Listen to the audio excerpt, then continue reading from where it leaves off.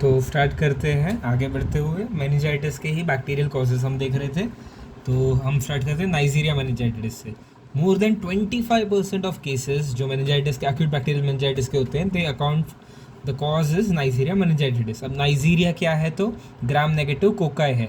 हमें हमें और एक ग्राम नेगेटिव कोकाई का एग्जाम्पल जो पता है वो है Moraxella catarrhalis. That is the second most common agent Moraxella catarrhalis, लिख रहा हूँ catarrhalis, that is the second most common agent causing COPD, exacerbation in COPD, exacerbation in COPD। ये ग्राम नेगेटिव कोकाई है और नाइजीरिया ग्राम नेगेटिव कोकाई है। तो Nigeria में हमने पता है नाइजीरिया गोनोरिया होता है और नाइजीरिया मेनिंजाइटिस होता है। तो अब अगर हम बात करते हैं तो नाइजीरिया मेनिंजाइटिस की, गोनोरिया की हम बात एफटीडी में कर चुके हैं। तो नाइजीरिया मेनिंजाइटिस में विरुलेंस फैक्टर्स क्या क्या होंगे, तो पहले तो कैप्सुलर पॉलीसैकेराइड होगा। अब कैप्सुलर पॉलीसैकेराइड को कैसे डिटेक्ट करते हैं, एंटीजन को बाय एंटीजन का लैट, ठीक है, इजी। अगर मैं बात करूँ कैप्सूल में, तो कैप्सूल के हिसाब से हम इसको डिवाइड करते हैं इनटू वेरियस सीरो ग्रुप्स। अब ये जो सीरो ग्रुप्स है उसमें से 6 इन्फेक्शियस डिसीज कॉज करते हैं, जो कि है ABCXYW। यहाँ पे से मुझे इंपॉर्टेंट पॉइंट क्या पता होना चाहिए कि जो मेरा मेनिंगोकोकल वैक्सीन होता है, in that we use the capsular polysaccharide का ही एंटीजन। तो उसमें कौन सा एंटीजन नहीं होता है, बी नहीं होता है। क्यों नहीं होता है, बिकॉज बी इज़ एनकेफेलोजेनिक, मतलब एनकेफेलाइटिस कॉज कर सकता है। तो we prefer not use giving the beef strain in that. तो मतलब बीफ स्ट्रेन के अगेंस्ट प्रोटेक्टिव नहीं है, दैट्स द पॉइंट। आगे बढ़ते हुए, outer membrane proteins are porine proteins that are present beneath the capsule embedded in the outer membrane। तो OMP, अब OMP यहाँ पे सिर्फ OMP है, पर वही नाइजीरिया गोनोरिया में OMP is divided into OMP1 and OMP2, जिसमें OMP1 has 2 antigens, that is PORB1A and PORB1B। 1A जो है वो कॉज करता था डिसेमिनेटेड गोनोकोकल इन्फेक्शन, और 1B जो है वो कॉज करता था मेरा लोकल गोनोकोकल इन्फेक्शन। अब अगर मैं बात करूँ तो और क्या विरुलेंस फैक्टर हो सकता है, तो लाइपोपॉलीसैकेराइड एंडोटॉक्सिन हो सकता है। एंडोटॉक्सिन की वजह से मेरा DIC हो सकता है, एज सिंपल एज दैट। अब characteristic features seen in my meningococcal meningitis is purpuric rash यहाँ पे प्रेजेंट होता है in more than 80% of cases. Okay, आगे बढ़ते हुए, पैटर्न ऑफ डिसीज इन्वेजिव हो सकता है, हाई प्रेवलेंस एरिया, ठीक है, ये सब ज़रूरी नहीं है। रिस्क फैक्टर्स क्या है, तो ओवर क्राउडिंग, नेजल कैरियर्स वगैरह जो होते हैं वो ओवर क्राउडेड एरियाज में कॉमन होते हैं। Smoking, travellers, upper respiratory tract infection, deficiency of complement proteins has been consistent in both Neisseria gonorrhoea और नाइजीरिया मेनिंजाइटिस। दोनों जगहों पे हमने देखा है कि जो हमारे कॉम्प्लीमेंट डेफिशिएंसी है, मैक डेफिशिएंसी की वजह से भी there is increased risk of disseminated gonococcal infections. तो यहाँ पे भी डेफिशिएंसी की वजह से हो सकता है। एक्युलिस, ठीक है, ये नहीं चाहिए। Pathogenesis, droplet inhalation, haematogenous route, direct spread. अगर मैं क्लिनिकल मैनिफेस्टेशन की बात करूँ इसमें, तो हमने बोला जैसे रैश जो है नॉन ब्लैंचिंग, मतलब प्रेस करने पर जो डिसअपियर नहीं होगा, तो non blanching type of rash होगा। ये कैफा टाइप का होगा, नॉन ब्लैंचिंग टाइप का रैश होगा। तो non blanching rash in more than 80% of cases. Septicaemia is present because of increase vascular permeability, जो हमने बोला कि ये एंडोटॉक्सिन है, LPS है, जो कैप्सुलर पॉलीसैकेराइड है, इसकी वजह से होगा क्या, तो वास्कुलर परमेबिलिटी बढ़ेगी तो सेप्टिक शॉक लाइक कंडीशन हो सकती है। पहले septicaemia which will gradually progress to septic shock. अब अगर मैं बात करूँ Waterhouse Friderichsen syndrome, the characteristic complication जो कि सबको पता होना चाहिए, that is Waterhouse Friderichsen syndrome. That is septicaemia में दिखता है ना, वो सेप्टिसेमिया ड्यू टू मेनिंगोकोकाई में दिखता है, that is what I meant.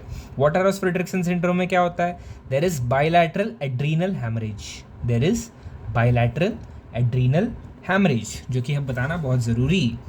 There is severe form of fulminant meningococcaemia, large purpuric rashes, purpura fulminans, bilateral adrenal haemorrhage. Pyogenic meningitis cause करता है, पायोजेनिक मेनिंजाइटिस जो कि हमारा टॉपिक ही है, not anything to worry.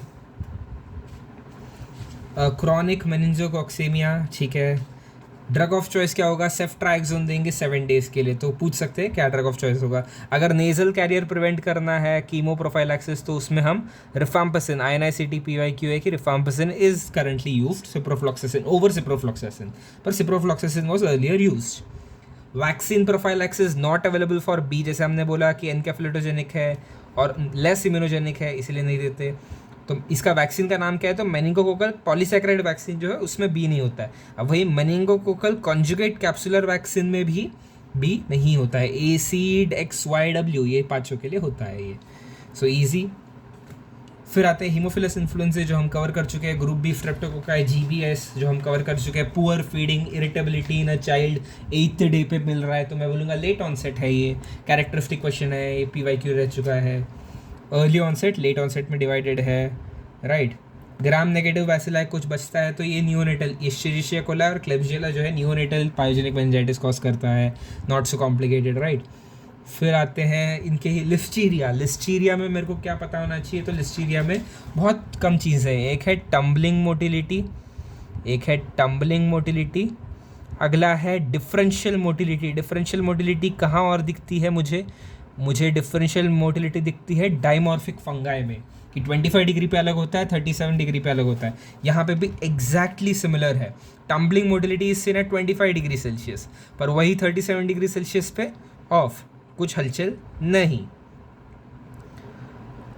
Due to its ability to survive refrigeration it is commonly found in stored foods. तो Listeria आया है तो stored foods, canned foods, packed meat, packaged meat, milk, cold salad से आ सकता है। अगर मैं बात करूँ मोड ऑफ ट्रांसमिशन, वही injection of this food, ready to eat food. तो क्वेश्चन में पूछेंगे रेडी टू ईट फूड, एक 9 साल के बच्चे ने खाया है, उसके बाद उसको ये सिम्टम्स हो रहे हैं, तो the better answer could be Listeria. फिर अब इसमें और क्या पैथोजेनेसिस में, intracellular survival just like others, host cell to cell actin polymerisation, direct cell to cell spread, neonatal listeriosis, two presentation early onset and late onset just like your GBS group B. GBS यानी यहाँ गियाबारे syndrome नहीं, GBS यानी यहाँ पे group B streptococcal, group B streptococci. तो अगर with in 5 days हो रहा है तो अर्ली लिफ्टीरिया, अगर बाद मोर देन 5 डेज है तो late listeria. From maternal genital flora अगर 5 दिन के अंदर ही हो गया, अगर 5 दिन के बाद हो रहा है तो एटमॉस्फेयर से मिला है उसको, जो भी मिला है खाने से या बाहर से, कहीं ना कहीं और रूट से। Most common form is neonatal meningitis, most common form is neonatal sepsis in early मतलब 5 दिन से पहले, तो बच्चे की पूरी बॉडी में फैल चुका है वो, तो दैट कॉजेज सेप्सिस। वही 5 दिन के बाद अगर हो रहा है तो that will lead to neonatal meningitis, जो उसको एनवायरमेंट से मिलेगा। इसमें granulomatous infantiseptica, that is granulomatosis, miliary micro abscess और ग्रैनुलोमास दिखते हैं, मल्टीपल ग्रैनुलोमास दिखते हैं इस केस में अर्ली ऑनसेट में, जो मैटरनल जेनाइटल फ्लोरा से ऑब्टेन होता है।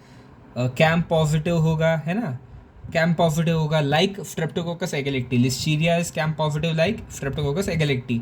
और यहाँ जो रैबिटा इनोकुलेशन करते हैं, इस रैबिटा इनोकुलेशन को हम बोलते हैं एंटॉन्स टेस्ट। हमने एक और देखा था एंटेरो इन्वेजिव ई कोलाई में Sereny test, that is also inoculation, eye inoculation test. और ये Anton's test that is seen in my listeria. पूछेंगे नहीं कोई, पर पता होना चाहिए। बीटा हेमोलिसिस शो करेगा, catalase positive. Question generally revolves around the fact that your listeria is a gram positive organism, it is a gram positive bacilli. तो it revolves around the fact कि ये ग्राम पॉजिटिव बैसिलाई है। हमने Listeria भी खत्म किया। अगर मैं क्रॉनिक की बात करूँ तो tuberculous meningitis, that is extremely important, जो हम ऑलरेडी थोड़ा डिस्कस कर चुके हैं कि ट्यूबरकुलस है तो headache, mental changes, low grade fever, malaise, night sweat, anorexia, irritability होगी, बाकी सिम्टम्स भी हो सकते हैं। अब over haematogenous spread of primary या प्रोग्रेसिव टीबी भी हो सकता है जो CNS में पहुंचा है। अब इसमें CSF एनालिसिस क्या होगी, तो लिम्फोसिटिक होगा। लिम्फोसिटिक वायरल और क्रॉनिक बैक्टीरियल दोनों केसेस में होता है। टीबी में भी लिम्फोसिटिक इन्फिल्ट्रेशन होगा। Neutrophil may be elevated in early stage. Protein content is increased. Glucose concentration is decreased. Cobweb coagulum seen. Cobweb formation होता है फिब्रिन कंटेंट की वजह से। एसिड फास्ट स्टेनिंग करने पर एसिड फास्ट बैसिलाई दिखते हैं। अच्छा, एसिड फास्ट से मुझे एक चीज़ याद आ रही है यहाँ पे, पर ठीक है, एसिड फास्ट बैसिलाई यहाँ दिखते हैं, बस not an issue. Gene expert करके देख लेते हैं हम डायग्नोसिस के लिए। फिर आता है न्यूरोबोरेलियोसिस, लाइम्स डिसीज़, जहाँ होता है मेरा एरिथमा मार्जिनेटम। वो न्यूरो में नहीं होता ऑब्वियसली, लाइम्स डिसीज में होता है वो। न्यूरोबोरेलियोसिस में क्या दिखेगा मुझे, तो characteristic radiculopathy, that is radiculopolyneuritis, that is known as Banworth syndrome. कोई नहीं पूछेगा पर गुड टू नो फैक्ट है बस. बोरेलिया के लिए ड्रग ऑफ चॉइसेस डॉक्सीसाइक्लिन. हो गया. न्यूरोसिफिलिस में क्या क्या दिखता है? तो जनरल पैरालिसिस ऑफ इंसेन दिखता है यहाँ पे, जिसमें डिफेक्ट इन पर्सनालिटी. अचानक से तुमको केस आता है कि एक बंदा जो हमेशा अकड़ू अकड़ू रहता था, अचानक से वो खुश खुश रहने लगा है. तुम देखते हो तो हाइपर रिएक्टिव रिफ्लेक्स है उसके. अर्गिल रॉबर्टसन प्यूपिल है उसमें. डेल्यूशंस, अचानक से बोलता है कि मुझे परियां दिख रही हैं आसमान में, ऐसी चीज़ें. हेलुसिनेशन, डेल्यूशन, इल्यूजन कॉमन है. मेमोरी लॉस हो सकता है उसे. स्पीच में डिफ़िकल्टी हो सकती है. तो दीज आर केसेस. अभी ये सिफिलिस बहुत लॉन्ग टाइम, बहुत लॉन्ग डिकेड्स के लिए अगर परसिस्ट किया है तभी हमें न्यूरोसिफिलिस दिखता है. As simple as that.